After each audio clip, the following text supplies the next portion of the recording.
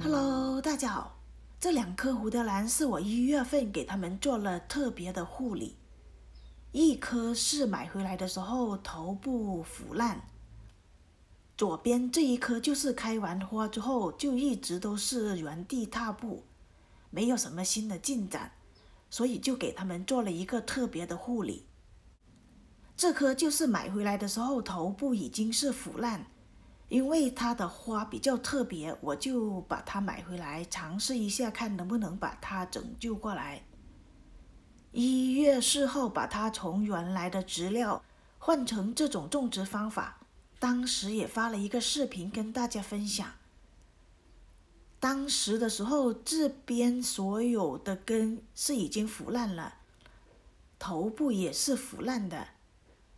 后来腐烂的地方变硬，没有继续发展下去，这些根都已经是干瘪的。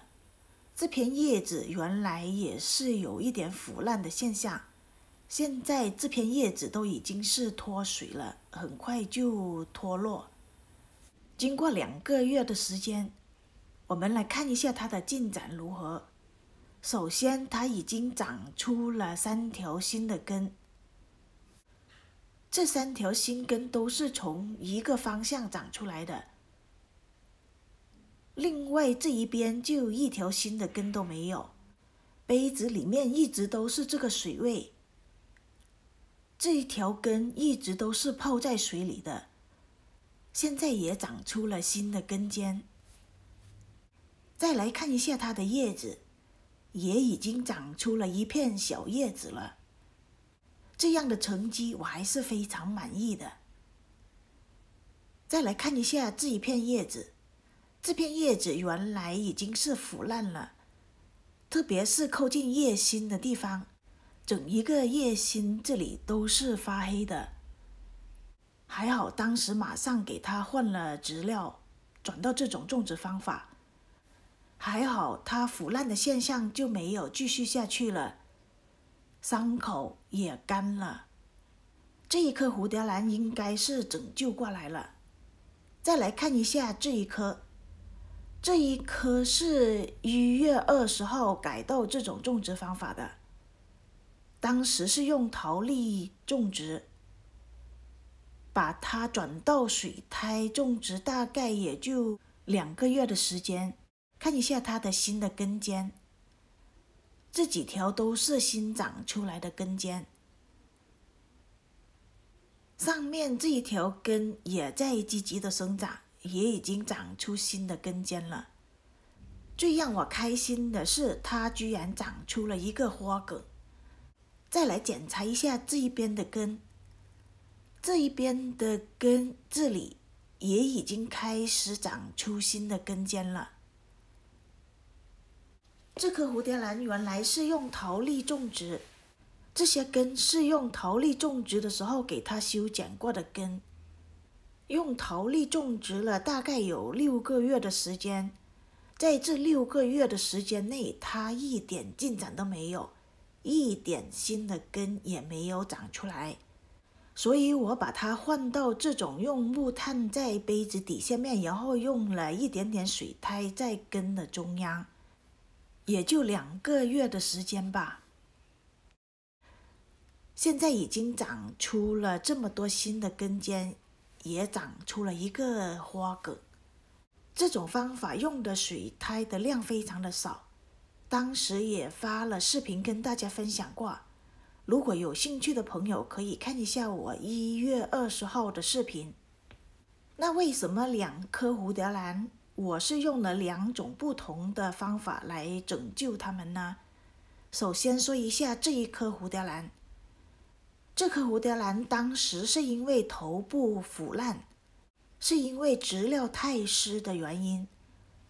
想让腐烂的地方停止腐烂下去，一定要远离水分，而且要有良好的通风环境。如果这一颗蝴蝶兰也是用水苔来种植的话，里面就会太潮湿，没有办法让腐烂的地方干爽。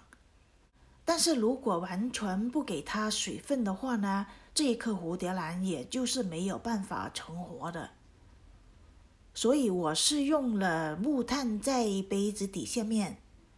木炭也有吸水的作用，但是它吸水的能力不是太强，只是有湿润的环境而已。大部分的根是在木炭上面的，木炭的湿度就能提供给这一颗兰花足够的水分，而头部也不会因为有太湿的水分而继续腐烂下去了。这样看来，用木炭来拯救这些腐烂的兰花的效果还是非常好的。另外，这棵兰花的情况就完全不一样。这棵兰花原来只是生长缓慢，它没有烂根。买回来的时候是用水苔种植的，花开完之后就把它改到用桃粒种植。用桃粒种植了大概有半年的时间，它一点进展都没有。这些都是用桃粒种植的时候给它修剪过的根，也没有继续腐烂下去，只是停止了生长。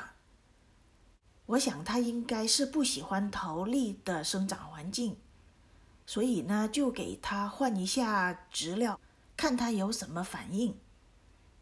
短短2个月，它已经长出了这么多新的根尖，也长出了花梗，就说明它是非常喜欢这种生长环境的。我们平常种兰花，如果这一棵兰花3到4个月都没有什么新的进展的话呢，就要考虑一下给它换一下植料。不是所有的兰花都喜欢一种种植方法。有些品种的蝴蝶兰喜欢用桃粒木炭种植，有的喜欢用水苔种植，有些可能更喜欢水培种植。所以我们平常种兰花一定要灵活使用植料。种植一段时间，如果没有什么新的进展，就要考虑换植料了。